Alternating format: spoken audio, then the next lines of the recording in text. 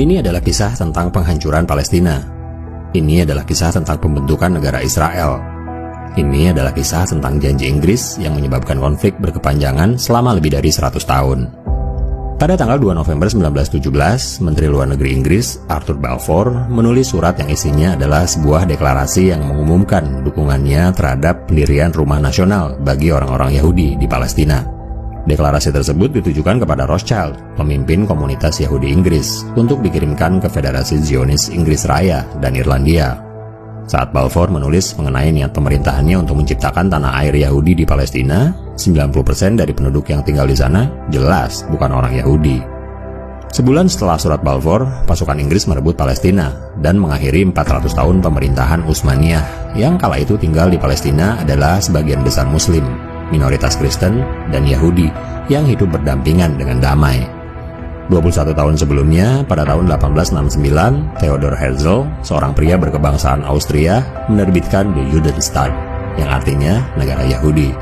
Dalam bukunya, ia mengatakan bahwa satu-satunya cara bagi orang Yahudi untuk menghindari antisemitisme di Eropa yang memang telah berlangsung lama, bukan dengan meninggalkan, tetapi memiliki negara mereka sendiri. Herzl tidak hanya menulis. Tahun berikutnya, ia mengorganisir konferensi di Basel, Swiss, sebuah kongres Zionis pertama. Dari sini, gerakan Zionis menjadi sangat aktif. Mereka mengumpulkan dana untuk mempromosikan imigrasi Yahudi ke Palestina, perusahaan untuk membeli tanah di sana, dan merekrut perwakilan untuk memperjuangkan tujuan mereka. Perang Dunia I adalah konflik yang melibatkan perlombaan senjata dan perebutan wilayah, dan pemenangnya mendirikan Liga Bangsa-Bangsa untuk mendistribusikan wilayah pihak yang kalah di antara mereka, yang sering disebut sebagai sistem mandat, menempatkan wilayah yang sebelumnya dikuasai oleh Kekaisaran Utsmaniyah dan Jerman di bawah mandat mereka. Inggris diberikan mandat atas Palestina, tapi bagi orang Palestina, jelas bahwa Inggris tidak memberikan mereka kemerdekaan. Inggris justru memberikan negara mereka kepada orang lain. Bahkan mereka tidak pernah ditanyai mengenai apa yang mereka mau, atau seperti apa kemerdekaan yang mereka inginkan. Segera setelahnya, komunitas Yahudi di Palestina tumbuh dengan gelombang imigrasi besar. Mereka memiliki sekolah dan pabrik mereka sendiri, bahkan milisi mereka sendiri, Haganah. Pada tahun 1936, rakyat Palestina melakukan mogok. Pasukan Inggris mencoba untuk menghentikan mogok tersebut dengan penangkapan, penyiksaan, hukuman massal, dan eksekusi. Pemimpin-pemimpinnya diasingkan, senjata mereka disita, dan rumah-rumah mereka dihancurkan.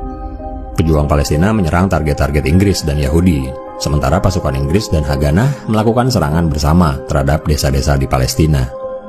Pemerintah Inggris kemudian menarik garis pada peta dan membagi wilayah Palestina dan Yahudi.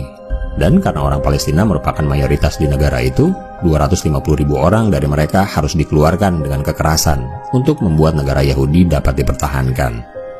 Pemberontakan berlanjut hingga tahun 1939. Pada saat itu, sekitar 10% dari penduduk dewasa Palestina telah dibunuh, terluka, ditangkap, atau diasingkan. Buku Putih 1939 adalah sebuah dokumen yang berisi kebijakan yang diterbitkan oleh pemerintah Britania di bawah Arthur Neville Chamberlain yang memutuskan untuk meninggalkan gagasan tentang pembagian Palestina di bawah mandat Britania dan sebaliknya membentuk Palestina yang merdeka yang diperintah bersama-sama oleh orang-orang Arab dan Yahudi. Buku Putih menciptakan konflik antara Inggris dan para Zionis untuk pertama kalinya. Bagi para Zionis, ini adalah pengkhianatan. Sebagai tanggapan, beberapa dari mereka meledakkan bom di seluruh negara, membunuh puluhan orang Palestina. Tapi segera semua orang teralihkan oleh sesuatu yang jauh lebih besar. Lebih dari 60 juta orang tewas dalam Perang Dunia II, termasuk 6 juta orang Yahudi yang dibunuh di kamp kematian Nazi. Para korban selamat Yahudi melarikan diri dari Eropa, dan sebagian besar dari mereka mencoba mencari perlindungan di Palestina. Batasan imigrasi Yahudi yang diterapkan Inggris memicu konfrontasi langsung antara para Zionis dan Inggris, seringkali dengan target Palestina. Para Zionis ini tahu dua hal.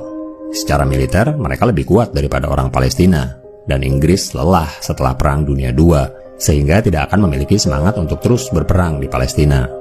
Mereka benar. Pada tahun 1947, setelah 30 tahun pendudukan, Inggris mengumumkan bahwa mereka akan meninggalkan Palestina dan meminta PBB yang baru dibentuk untuk membersihkan kekacauan itu. Selama pemerintahan Inggris, jumlah orang Yahudi meningkat dari 10% menjadi 30% dan memiliki sekitar 6% dari tanah Palestina. Di bawah kepemimpinan Ben Gurion, sebuah agensi Yahudi yang berfungsi sebagai pemerintahan bagi komunitas Yahudi dan milisi Zionis memiliki puluhan ribu tentara, senjata modern, dan perwira yang sudah berperang dalam Perang Dunia II.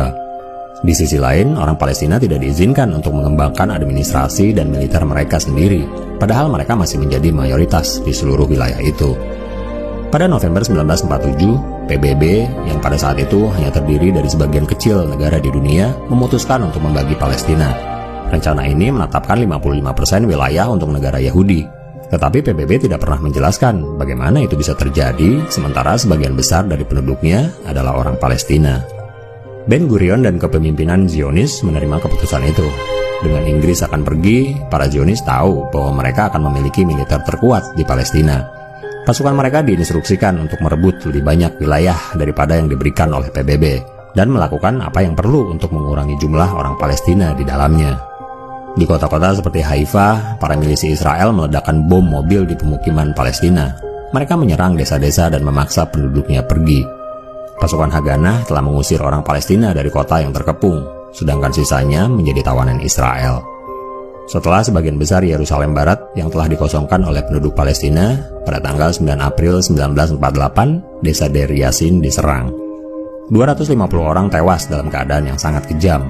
Wanita dan anak-anak diterangi, dibariskan, difoto, dan kemudian dibunuh dengan tembakan otomatis. Kisah tentang apa yang terjadi di Deir Yassin segera memicu kepanikan di seluruh negara. Para sejarawan telah mencatat puluhan pembantaian serupa selama periode ini. Saat Inggris mengakhiri mandatnya pada 15 Mei 1948, 250.000 orang Palestina telah mengungsi keluar dari wilayah mereka. Ben Gurion pun mengumumkan berdirinya negara Israel, dengan dirinya sebagai Perdana Menteri pertamanya. Dia berdiri di bawah gambar besar Herzl, 51 tahun setelah Herzl memprediksi kejadian ini. Dengan Inggris keluar dari wilayah Palestina, tentara dari beberapa negara Arab memasuki Palestina. Tetapi tentara Israel memiliki persenjataan yang lebih baik dan terorganisir. Pasukan Israel menyerbu tempat-tempat yang telah diserahkan oleh PBB untuk negara Palestina, seperti kota Lida dan Ramallah. 50.000 orang dipaksa melarikan diri dari sana. Banyak di antara mereka berjalan kaki, dalam apa yang dikenal sebagai Mars Kematian Lida.